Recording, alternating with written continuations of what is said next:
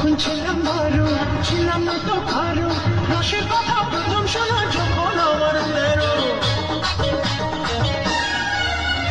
যখন ছিলাম বারো, ছিলাম না তো কারো, রসের কথা প্রথম শোনা যখন আমার তেরো। ঘুমরা কেন ধরলে, ঘুমরা কেন ধরলে, ঘুমরা কেন ধরলে, এখন জেনে গেছি হয় আমি ষোলো পেরিয়ে গেছি, বাবু তো ষোলো পেরিয়ে গেছি।